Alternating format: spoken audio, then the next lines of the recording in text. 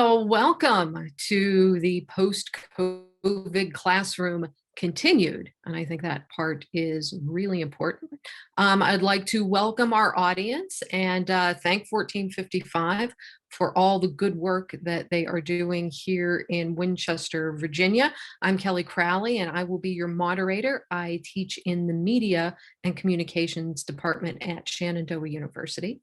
And this panel is particularly close to my heart as we are going to be addressing some of the issues that we're facing teachers during pandemic teaching and thinking about the transition into the new phase of teaching and how COVID teaching has changed our classrooms, our students, and us.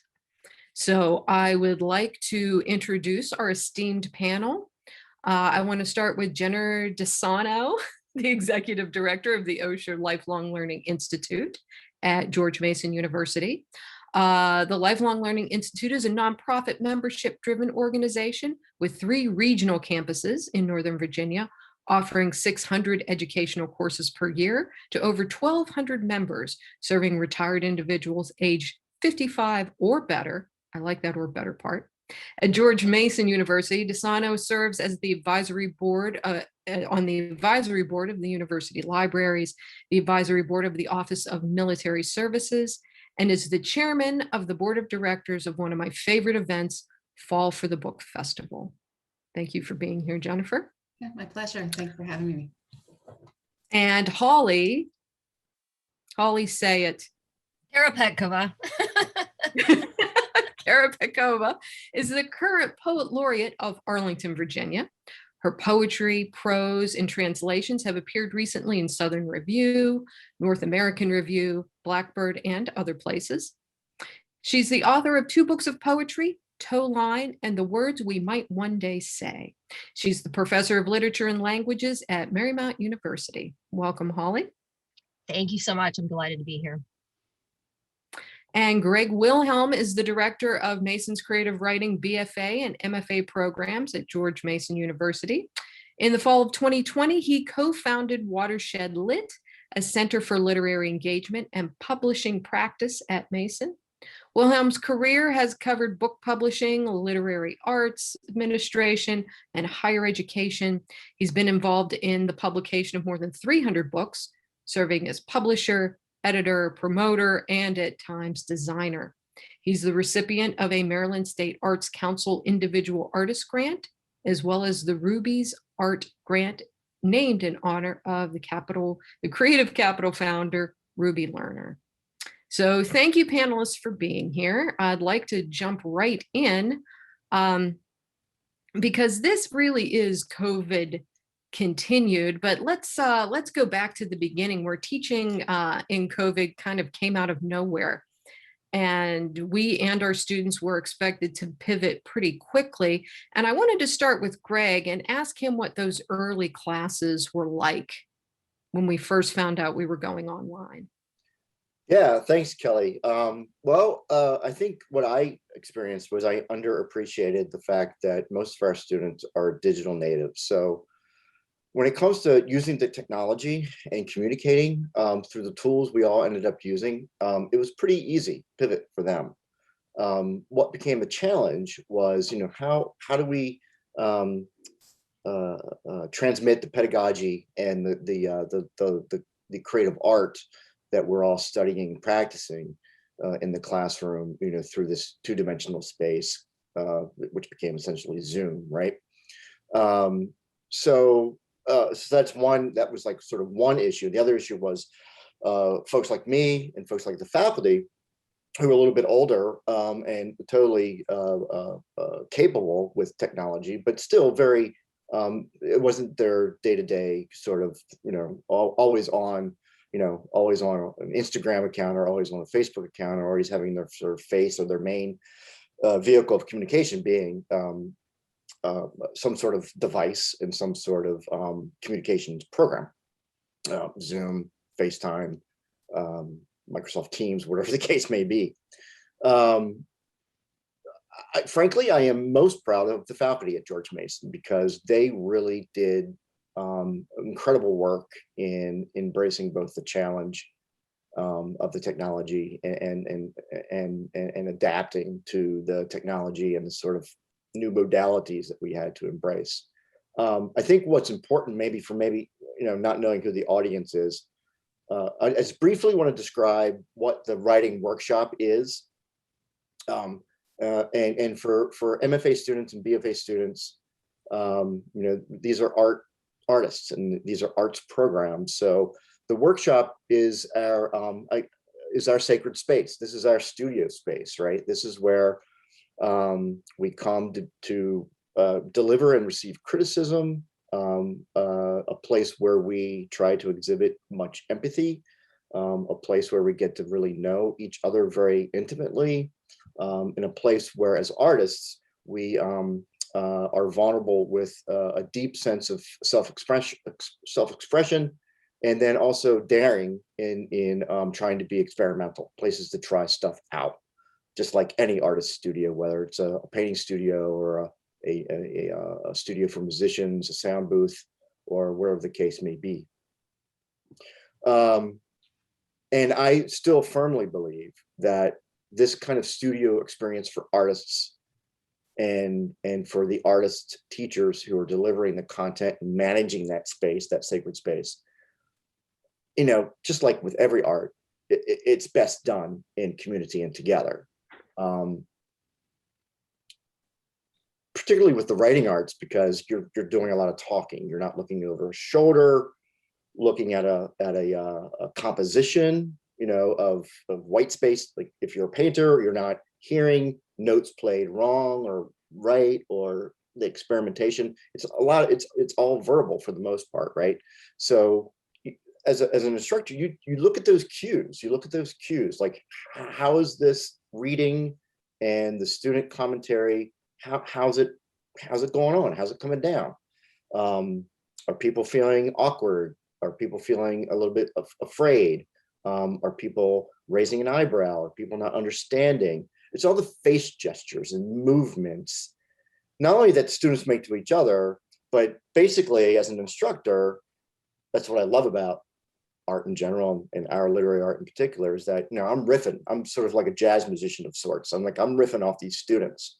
Like, oh, student, do you understand what the person who we're workshopping today, do you understand what that meant, or where they're going, or what they're trying to say, or did that literary arts device work, not work, so on and so forth.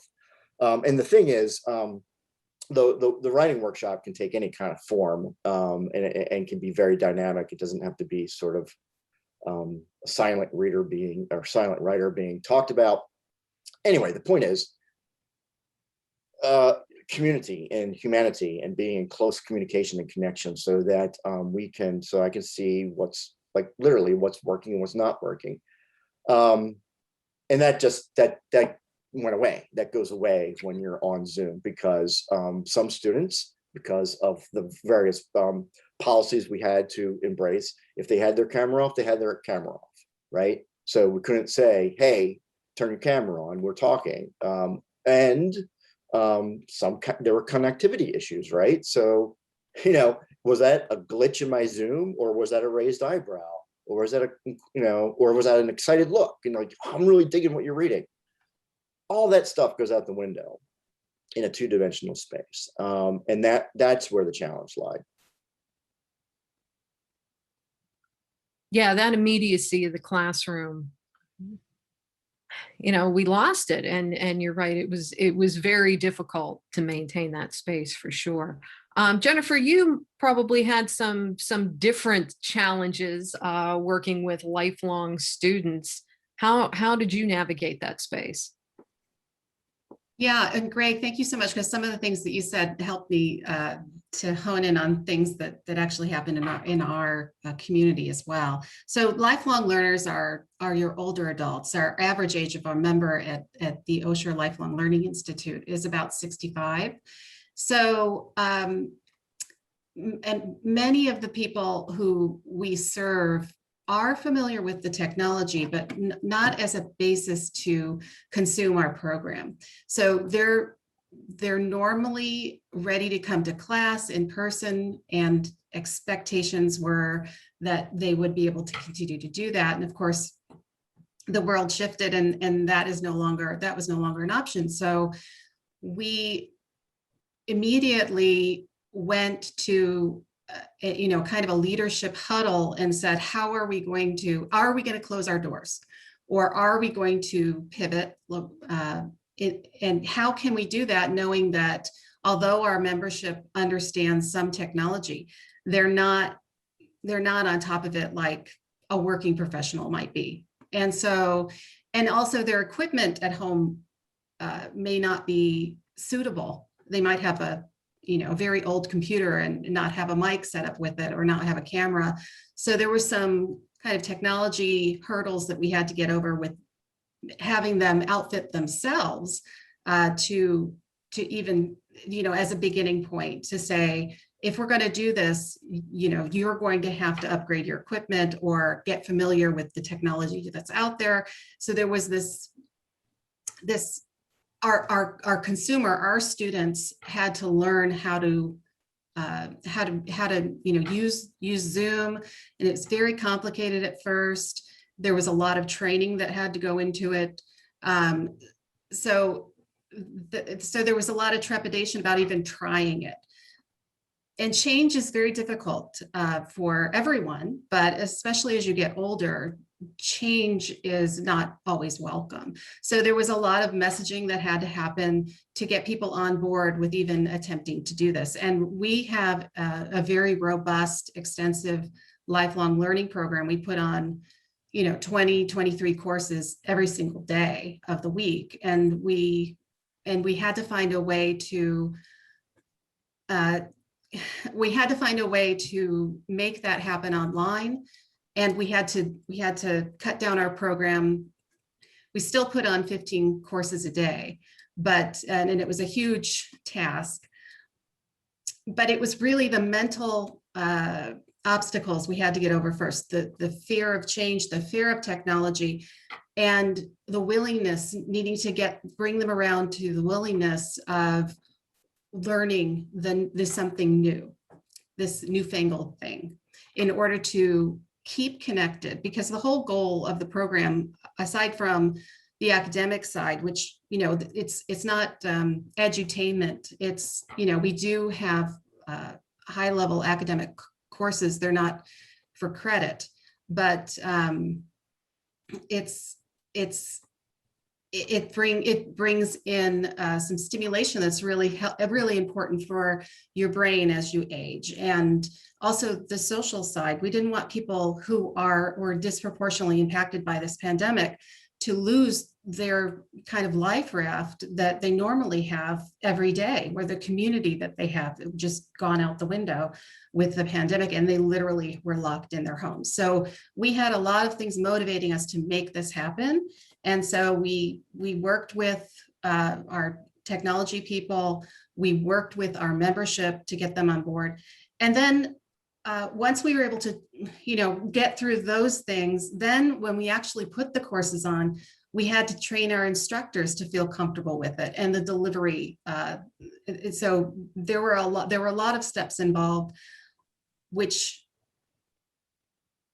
when we actually executed the class, then we ran into some of these things that Gregg was mentioning, like the experience of the student and the teacher. The interaction there's a filter between it now. You're not sitting in the classroom with the person and delivering your talk and seeing the reaction and seeing whether the message is getting through. And really, that's where all the fun is. That's where all the excitement can come from. It's that being together, the physicality of being together and seeing reactions and hearing voices or raising hands, and that type of thing is. Now there's this filter, there's this mechanism between you and the teacher and you and the student. And so that had to be overcome, and time and continually putting on classes, and over time, it just got better and better and better. And we learned some things about the technology, like breakout rooms, like there are certain tools within Zoom. That's the platform that we decided to go with, that actually, some of the things were actually a little bit more intimate than they were in person because of these features that we learned about as we went along. So it was tough. It was definitely tough, as it has been for everyone. And it wasn't perfect, and it's certainly not perfect, but we've progressed and we're learning as we go. And this is, what life's all about, lifelong learning. So yeah. Yeah, and talking about, we have learned so much, what Zoom can do, what its limitations are, but there are some advantages. But I find that, we all kind of got zoomed out pretty quickly for those of us, teaching all the time, and for students who had a full load of classes all day. Holly, what was your biggest challenge sort of facing that droning, Zoom after Zoom after Zoom? How did that work for you?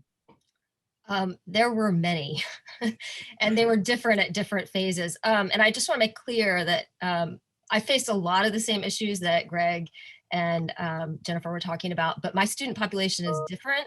I teach a variety of different undergraduate courses. I teach freshman composition.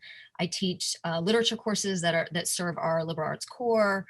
I do teach creative writing and advanced writing courses. But my student population is not MFA or BFA, and they're not older students. They're just a different kind of students. And, I think about how hard the pandemic was for me. And, I'm an adult. I didn't lose my job. I have a relatively happy marriage. I have a house. I have a family.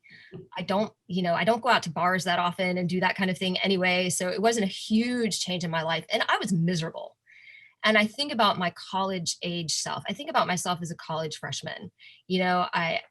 We all were that at some point, right? You're this young, like late teens, early 20s. You go off to college, you're getting your independence, you're learning adulthood, you're away from your family, like finally, doing this adulting thing. And then suddenly it's cut short and you're back in your parents' house, or, whatever. You lost your job. You lost a family member. The mental health challenges were insane that my students were dealing with.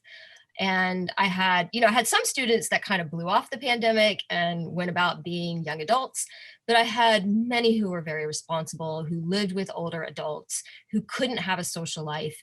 I had, students who missed prom, they missed high school graduation, they missed their college graduation, they missed sports, they missed all of these milestones and all of these really important parts of their lives. And, on top of the fact that many of them already had mental health challenges. So for me, like beyond then the technology had its own issues, and losing that face-to-face element of the classroom. And I kept telling my freshmen, like, this is all the work and none of the fun, right? We're doing all of the work that you would normally do in basic composition. We're missing all of the conversation, the excitement of being together, the community, the peer interaction, none of the fun. But on top of that was this huge exhaustion and mental health, like, I don't know even what to call it, like disaster. It really was a disaster that I felt I had on my hands. And I was just trying to help my students navigate it. And it got worse as the year went along. I feel like, fall semester, everybody was kind of like, okay, this is weird, but we're going to make this work. And by the time spring rolled around, it wasn't working. Everyone was exhausted. And it was just like, can we just get through this? Can we just get through another day? I had students dropping out, and I'm trying to get in touch with them. Like, come on, you can do this. Like, just finish this class. I had, all kinds of like doctor's notes and all this kind of stuff, and incomplete. I mean, it was just this insane kind of mental health disaster that also wore on me. And I still don't think we know the extent of the emotional damage that has been done, especially to the younger population. And I have kids too, and I think some of the other panelists do too. So we saw our school age kids dealing with mental health challenges as they were separated from their friends and their teachers in a normal learning environment. And so for me, that is the big concern. I worry a lot about the learning too, because it just was not the same. But more than that, I worry about the mental health and the long-term effects of this year on our students.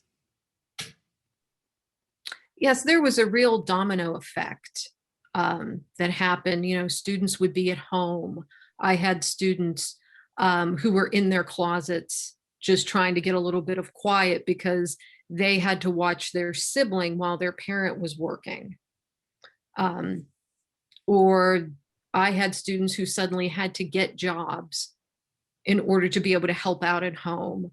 And so they would miss classes. I would try and record classes to send out to people. And it was just a constant hamster wheel for everybody. You know, and yet here we are doing this on Zoom while we are going Zoom, oh, the humanity. Yeah. So I feel like, you know, there's some upside to the technology. Gregg, what were some of the things that you discovered about your own teaching going through this process? I'm sitting here thinking about what Jennifer and Holly were saying, and you know, I spent a fifth of my life, and this is sort of the joke in the writing community. I spent a fifth of my life alone by myself in my basement, staring at a computer, writing. So how was that any different being alone by myself in the basement, staring at a computer, teaching or doing Zoom meetings for admin and stuff? So, but I think, you know, for me, it had a negative effect on my creativity, because it's the last thing I wanted to do, is to spend time in front of my computer like this, creating. So I tried then to transfer that feeling to my students. It's like, oh, you know, so you're, you know, you know, we have certain, so I teach an undergrad capstone class, which is the sort of the capstone experience for our undergrad bachelors of fine arts and creative writing students. And we have certain, there's a portfolio that is the deliverable at the end of the semester. I radically altered that. Lowered the page count, you know, wasn't as hard-assed as maybe I would have been in the past with certain aspects of the craft and whatnot. Because I know, you know, and I'm not on Zoom trying to learn from instructor, you know, nearly as much as they are. Like, you know, they're on 5 classes, you know, twice a week, whatever the case.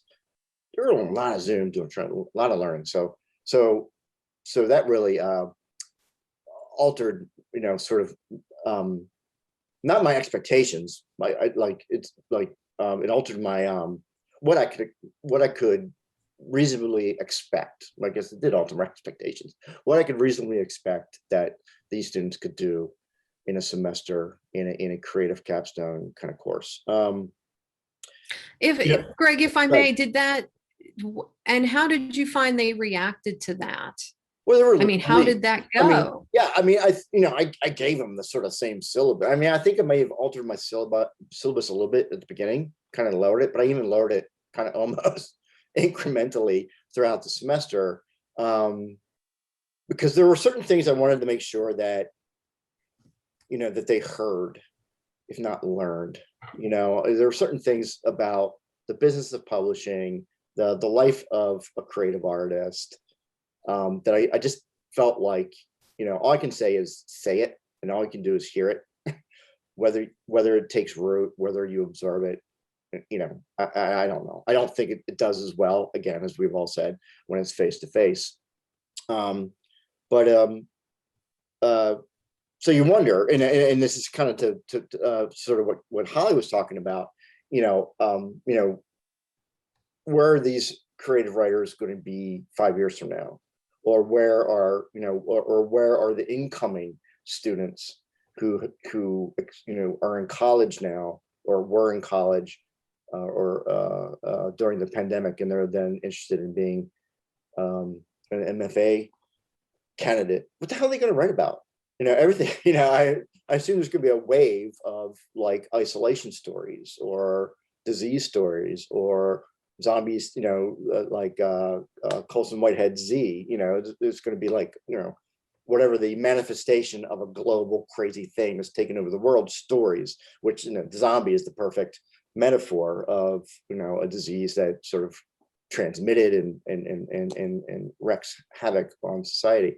You know, and is that going to be good? Is that going to be good at art? I don't know.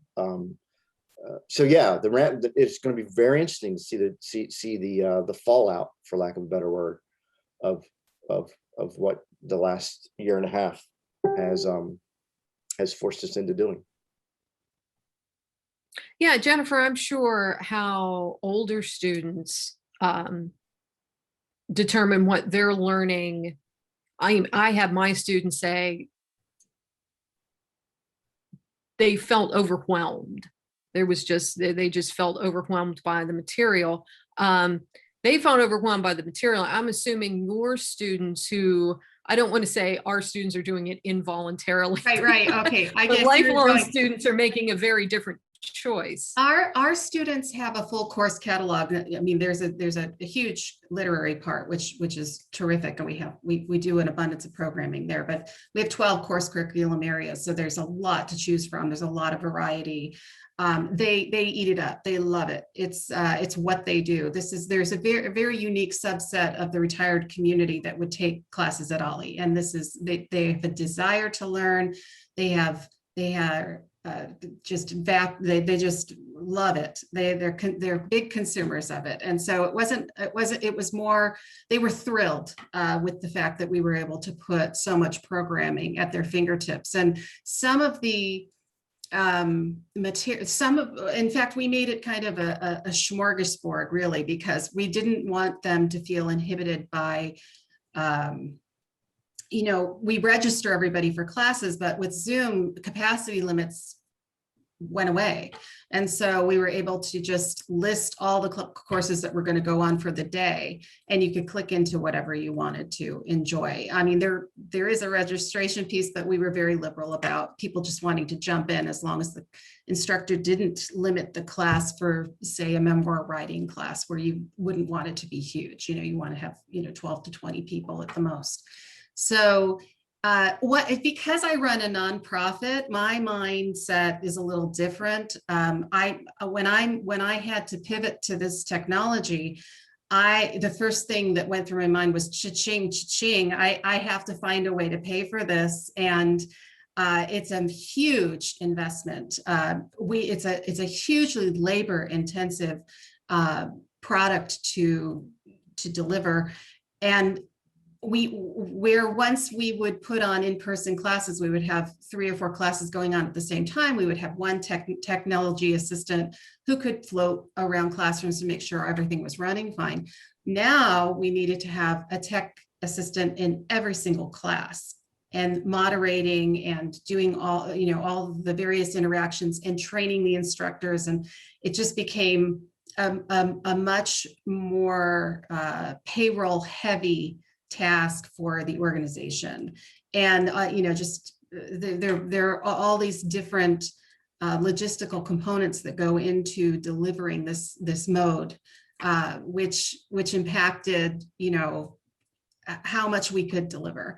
And so there was never a problem with demand. There was just a matter of affording it. So, but in terms of their desire to learn, it was high, and their satisfaction. In the beginning was a little bit tough because it was new, and of course you're going to get your complaints up front. But we made a commitment to listening to every single complaint and addressing every single concern and adjusting how we did business as we move forward, and improving. And at this point, they're very high satisfactory surveys that we've been receiving for their experience. Are you going to be keeping any Yes. any aspect of the Zooming? So it's one of these things, once they've tasted it, they've found that they love the convenience of not having to fight traffic in the morning to get to class, or they can just roll out of bed and put on their pajamas. I'm sure the traditional students are feeling the same way. There are some advantages to this flipping open your computer and being in your home, and that ease is especially important for older adults, especially with mobility issues, as you can imagine, or if they're deteriorating health.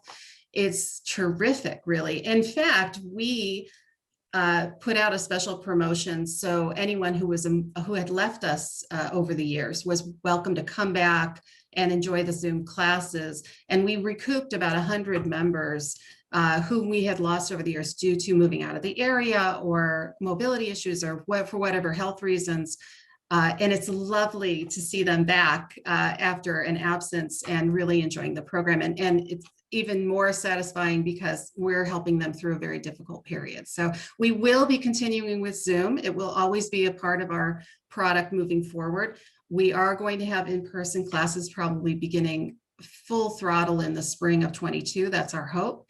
And we're attempting this hybrid mode, which is it's a whole nother scary thing where we're going to have students in the classroom and students on Zoom simultaneously. I don't know how we're going to make that happen, but maybe next year when we meet again, we can talk about that. That's an excellent transition. Thank you, Jennifer. Holly, did you do any hybrid teaching? Oh, I did. Oh, I'm not a fan of hybrid. It was, I teach at a small liberal arts school, and our, motto at Marymount has always been like, let's do the best that we can to support our students and anything that they need, and so we knew we'd have some students that wanted to be face-to-face that would learn better face-to-face. And we knew we had some students who would not be able to come to class. So we set up this hybrid model, and all of the classes that I taught last year were technically hybrid classes. What that ended up meaning was more like a few small group meetings throughout the semester. Most of the students were on Zoom. And in the best case scenario in a writing workshop, it could work. I could have some students doing a workshop in person and some on Zoom. I could divide them in groups.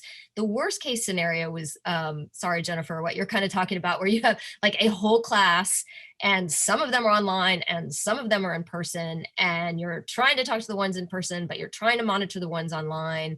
It just doesn't work. And I saw my students, my own kids, like their teachers in school trying to do the same thing when the schools went back and things were hybrid. It's just really frustrating to try to, as one individual, to try to monitor students in two different modes. You cannot give either one your full attention, and you're already struggling. If you're in face-to-face, you've got a mask on, so you're already like missing some human elements there. If you're on Zoom, you're missing everything, right? Don't get me started about Zoom, though. I am grateful every day that this pandemic happened now and not 10 or 15 years ago, and that we have Zoom and we're able to interact the way that we are and kind of carry on, have these synchronous classes. I'm very grateful to that, but it is not the same human interaction. And so you're trying to compensate for that, both of those missing human elements, but then you're in two different places. It was absolutely exhausting. I like my heart rate would just like race when I was trying to do it. And I couldn't teach either group successfully. And so I don't know, this fall, it's either all online or all face-to-face at Marymount. So you make your choice, you have options, but we're not doing the crazy hybrid thing again, because it just didn't work. And what ended up happening was students realized they came to class, but they weren't really getting any more attention than students online.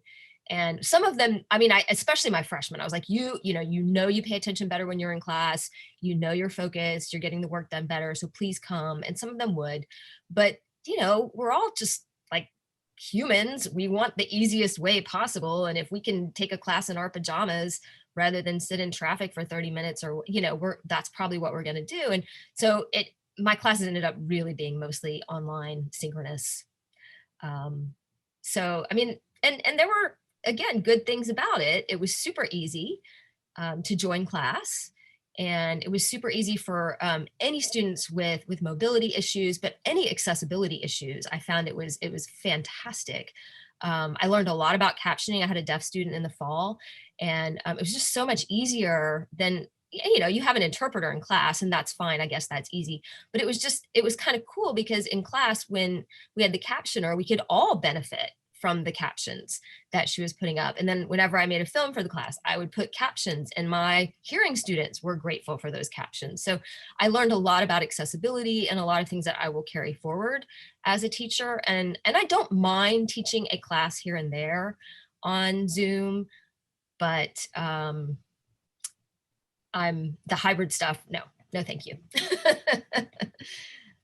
Yeah. Same, Greg? Well, yeah, one way or the other, preferably face to face, but one way or the other. I think at Mason, we're going to be face to face unless you have a reason. So there might be like that 1 or 2 students per class that we're just going to figure out how to sort of introduce them into the classroom environment. Fortunately, we just moved into a new building. There's a lot of great tech and big screens and connectivity.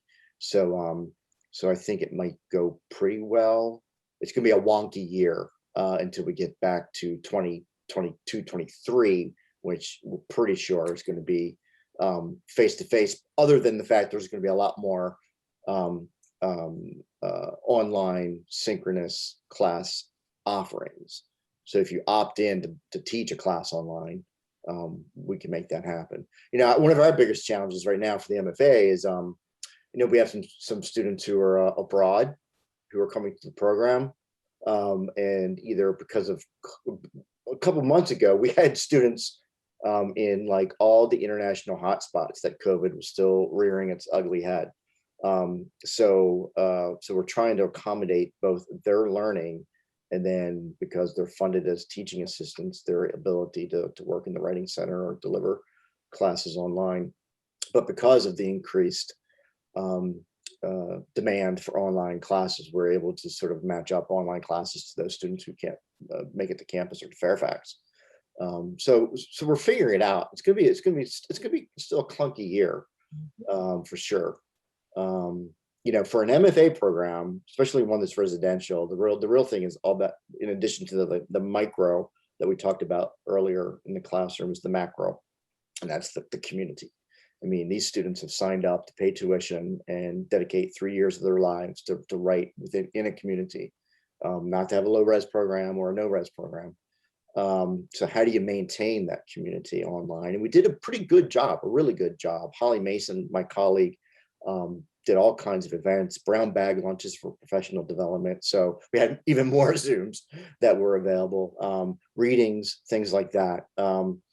And because of that, to harken back to the issue that I was bringing up about mental health, not being in community, not having physical human support and contact, that made a big difference. We had some students who needed to take the spring semester off, right? And a couple students who may not come back, because they would have, I believe in my heart, they would have been fine and performed well and been an engaging and contributing part of a community that was face to face, but on their own, again, maybe, being mixed older adults, or maybe just like fledgling, like out of the home, they're looking for still some supports, stability supports. And that's something that the MFA program offers. Not to mention, like, when at the end of a workshop, I didn't really understand what you were trying to just grab a coffee, or 4 days later, on Friday afternoon, let's just get a glass, and like, because I've been thinking about this thing you said at workshop, and I just want to talk about, all that kind of cool learning, right? That really happens outside of the classroom, but that is generated within the classroom. Where does that go? Then what it doesn't occur. Yeah. I'll speak just briefly on behalf of Jennifer and myself. We were part of Fall for the Book, and Fall for the Book had a phenomenal pivot where we had phenomenal audiences. And I'll just mention the last one we had in spring. We always have a spring headliner. It was Kristen Hanna, and we had 5,000 people. Normally, we have what, maybe depends on the capacity of the room. Yeah, it depends on the capacity of the room. The last live event like that we had in fall was for Tara, or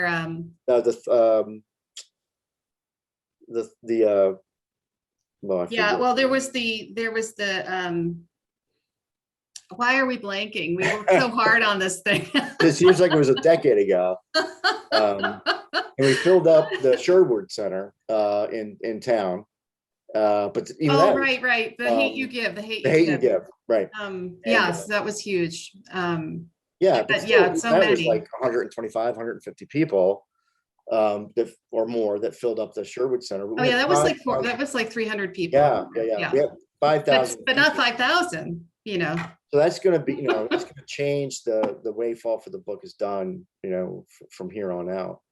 So there are some definitely some, we have a visiting writers series at the program, and we can usually 75 to 80 people in the Fenwick, beautiful Fenwick reading room on campus, Fenwick Library, and that's great. But we were getting hundreds of people to come to our visiting writer center. So like our reading series for the public, and what we're going to do now is have the in-person event at the Fenwick Reading Room, but at the same time, we bought technology, we bought 4K camera, and we're going to live stream, the event that's happening at Fenwick. Then we're going to, blast it out for all those people who enjoyed the programs last year. So, yeah, it's a game changer, isn't it? Yeah, I mean, we've our reach. I mean, this is all about reach for the festival in particular, but. So you talked about community and supports and things like that for the students. And I think in terms of lifelong learners, we opened up special opportunities. You talked about brown bag lunches, but for our lifelong learners, we set up a chat room where they could, a 24/7 chat room where they could go in and connect with one another. We actually found that people were designing and developing their own clubs, special reading groups. We had a Tolstoy group that started, a Dickens group that started. I mean, they're really diving into some of these really classic novels, and they actually were taking the time of their restriction of their forced lockdown to delve a little deeper into some of the things that were of interest to them, and having the Zoom platform as a mode for them to be able to meet online was a huge, I think, community enhancement for them, or at least another way for them to have community when they can't be able to come face to face. So that was very helpful for our folks. Yeah. So I'm really proud of the festival. Gregg is the vice chair of the festival, and we work really hard to make that happen.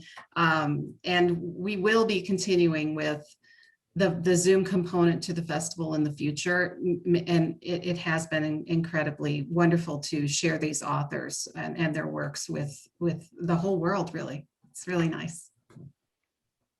Yeah, you both make such an important point about everybody had a different kind of pandemic. Even within a community, people were having very different experiences. And for some, that's very exciting to hear about the lifelong learners embracing this, embracing the technology, taking it in a new direction for them, leveraging it for more learning. So I think that's really cool. I'm trying something completely different. I'm going to be asynchronous on Mondays, in person and Zoom on Wednesdays, and then fully Zoom on Fridays. So it's going to be a crazy hybrid. It is crazy scary. hybrid. I mean, I totally take Holly's point about the fiasco it could become. And I am really worried about that, to be honest. I'm worried about pouring all this money into the technology because we have to pay for our own. So if there are any sponsors out there, give money to 1455, but think about OLLI too.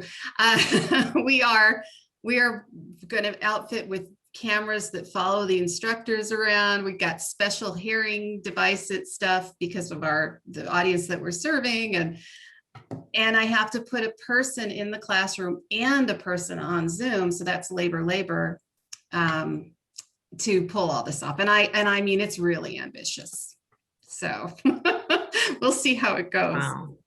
Well, it's also really interesting because even back, in the 80s, there were, especially at the large universities, if there was one of those giant, 500, 600, 700 student classes, they would videotape those classes. You would get sent a big honking videotape. I mean, it's new, but it's not new. Yeah, the video the same teleconferencing, you know, they used to do the VTC a lot, and it's technology changing, and maybe it'll get simpler. I'm really hoping that those really smart engineers out there who come up with these ideas will come up with some kind of handheld thing that just hovers like a drone, and the whole class gets taken care of. You don't have to worry about having people manipulating various, you know, I like it's like a TV studio, you know, all the different components right now. It'd be nice if it was a flick of a switch, maybe. Yeah, well, and I'm sure it's coming. Holly, what are you keeping? Yeah, Yeah, sorry, I was gonna Holly, say, what it are you depends on keeping? the style of the class that you're teaching. I mean, if you're doing a lecture, sure. Like, I mean, it's the same thing that you were talking about with Fall for the Book. I mean, I have loved going to Zoom readings, I will admit. Like, it is so nice not to have to drive across town in the rain at night. You know, I'm in my pajamas and I just jump on. I get to hear really cool people read. I mean, I have really enjoyed that. And I hope that some of that continues, though I do miss the face-to-face and the conversations. And the community that happens when you're actually in person together. But I'm not a lecturer. Like, I do not stand up, and I teach writing. I teach a skill. And so like the work that happens is mostly the students. It's their engagement. It's what they bring to the class. And I didn't have great technology. Some of the classrooms I was in had better, but like the students couldn't see each other.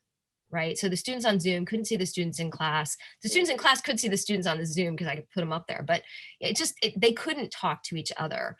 And that was one of my biggest frustrations.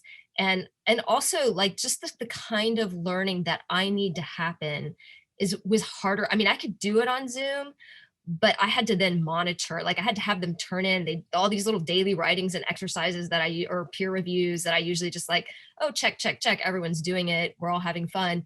I would actually have to have them turn it in, and I'd have to like look and make sure they actually did what I'd asked them to do. It was just all these like extra steps. And sometimes I wished I was like teaching art history, like my friend who's an amazing lecturer, and I could just stand up there and like do videos every day. And, you know, I don't know. I think it depends on what your purpose is, what style of teaching, what you're teaching. And the technology is going to, the experiments are going to continue. I think we've already started down this road. And like Kelley said, she's got this like really interesting idea how she's going to be doing her hybrid class in the fall, try something different. We're going to continue working. Technology is not going anywhere, and Zoom's not going anywhere. We're going to continue working with this technology, trying to make it better, trying to integrate it. But I'm really glad that I get to be face-to-face, at least with some of my classes in the fall. And we talked about the I miss them. Mm-hmm. You don't get to know your students the same, do you? No. You don't get to know them. I had some of them that never turned on their cameras, even in an individual conference. And I know they were sitting in their closet, or they were in a house with like a whole bunch of kids and people. And, you know, I know there was a reason they didn't have their camera on, but I don't even know what they look like. A whole semester with them. And sometimes it was good they didn't, they should have turned their camera off for some of them. You just turn your camera off. Mm-hmm. You know what I'm talking about. Oh, So I had to we do have about 10 more dancing minutes. around. I mean, right, exactly. I was just thinking about what we talked about before we went on live about, we have an hour to fill. And oftentimes it was like a real chore to fill, because I did a lot more talking than I ever really did and I really kind of want to do. I'm not a teacher by training, so part of what always excited me about teaching was the theatrics that I could pull off, which only work in the classroom, right? Even if it's, something stupid like cursing, I curse for a reason and you get that response. You curse, on a graduate Zoom is like, well, that was just stupid, and it's a lot harder to draw commentary and interaction and conversation out of students on Zoom. So I yapped way more than I ever had to, never wanted to, and frankly, that's probably more than the class could stand, but no one was talking. So the silences in the class are almost like white space, that great, artistic negative space that we can all pause and reflect about something. But the silence on Zoom was like, oh shit, it's like a TV thing or a radio thing. I just cussed. I hope it worked. I got to fill up the space. I got to say something. The silence was horrible on Zoom.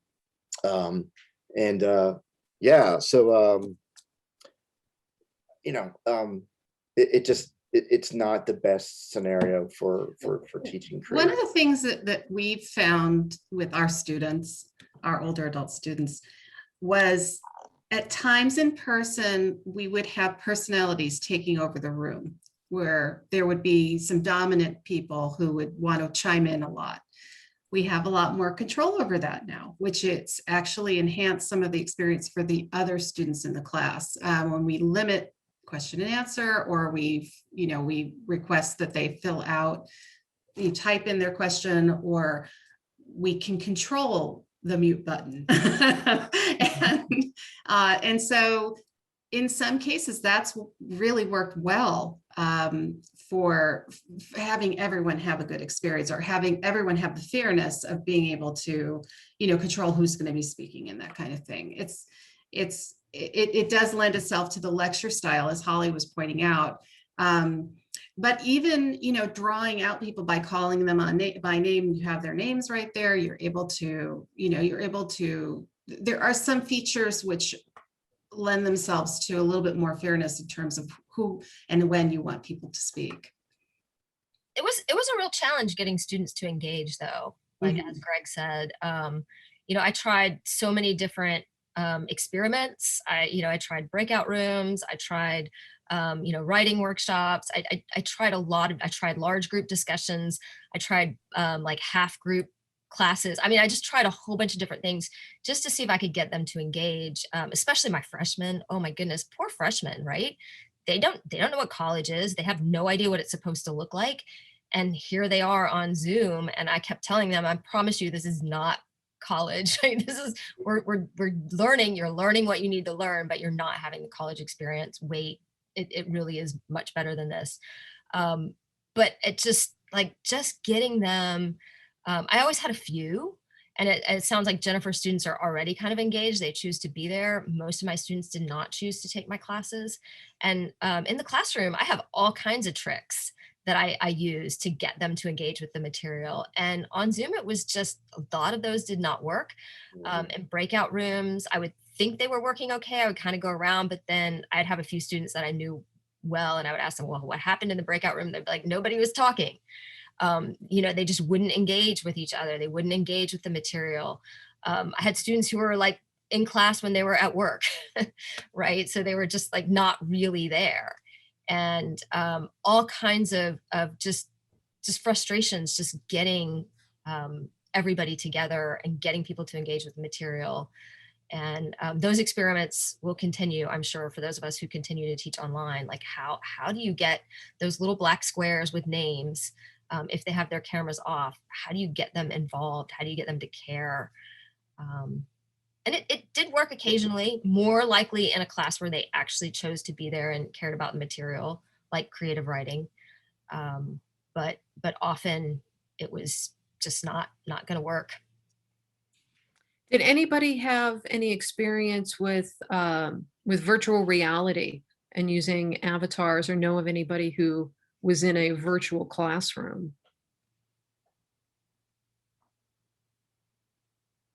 No, I remember a few years ago, somebody saying like, this is going to be the next big thing for online teaching. And for some reason, it never really took off. That idea of avatars entering a space, even during the pandemic. I don't know why. I've heard a little bit about it. I was wondering if anyone even knew anyone who was successful with that. I've seen some of the classrooms, but I can't get over wearing the big Oculus thing on my face. So you feel like you're in a space, and it's very discombobulating. So whether or not that becomes a wave. Well, That'll they're- be they're using- interesting to find out. They're using that for people with dementia, people with, I mean, this is outside of what you guys are talking about, but those tools are being used for memory games, and they're being used in like CCRCs or retirement communities for older adults. We haven't used any of that technology at OLLI. We're not outfitted for something like that, but it is interesting. It is interesting. Well, with that, we have about 4 big minutes left. Are there any parting comments? What is it that you would like the general public to know about what it has meant to teach during COVID? Well, I'll A just say that it was, misconception.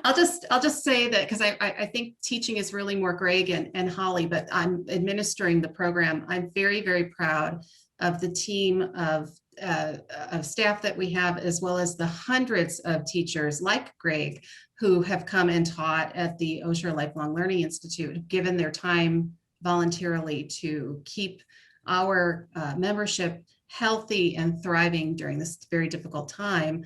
And I'm excited for the future. I'm excited to continue to rise to the challenge that has been forced upon all of us. And I'm proud of the outcomes that we've been able to generate through through all of these hoops and obstacles. And we've come out on the other side. And I really do feel like, I mean, it's still somewhat scary, the notion that there's still some frightening variants coming with this virus, and things might shift again, who knows, but we know that we can be versatile. We know that we can overcome whatever's thrown at us, and we've proven it. So we should be proud of ourselves. I too want to end on a positive note. It's not all doom and gloom, right? It was an exhausting, overwhelming, challenging experience, but there were moments of great joy and light. And I was just grateful that I was able to continue to do my job,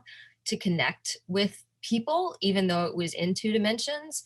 I was incredibly grateful to my students who showed up, and, though they weren't always the most engaged, they still, like, they turned in the work. They did what they had to do. Most of them made it through. Many of them did engage and build community in spite of the challenges and obstacles, and their resilience was really inspiring to me, because many of them come from very, very challenging circumstances. And so I had so much admiration and gratitude for them. And I'd like to give a shout out to my colleagues as well. I'm largely administrator as well, Jennifer, right? So Jay Patel, OLLI Mason, Art Taylor, Laura Scott, the people that I work with day in and day out. That's the other thing, in addition to not having that creative space within the classroom, it's just as important to be able to step out and bump shoulders with a colleague and say, oh, did you get that? Oh, what do you think? Can we, all that cool stuff that goes into developing the day-to-day and administrating the day-to-day. And because of those people I just mentioned, I'm proud to say that the Mason Creative Writing Program has evolved a lot over the last 3 years. And half of those 3 years has been under these COVID conditions. And we launched a center, for goodness sake, Watershed Lit, the Center for Literary Engagement and Publishing Practice, that's going to further help our students. We're sort of working and developing a different kind of program culture. So a lot has happened because of our students, because of our administrative team, for the positive, largely done online and through online communication and meetings, that has propelled the creative writing programs at Mason forward, despite all the challenges that we as an institution and all of us as individuals have experienced in the last year and a half. Yay, we the creatives, always resilient. We should all be proud of that for sure. I'd like to thank our panelists for what I think was a pretty invigorating and engaging discussion. Thank you, Gregg, Jennifer, Holly. Have a wonderful rest of 1455. I don't know whether we just go away or not. Kelley, thank you so much for everything, and you were terrific moderating this. I really appreciate it. My lucky Virginia's for Writers shirt. Go 1455.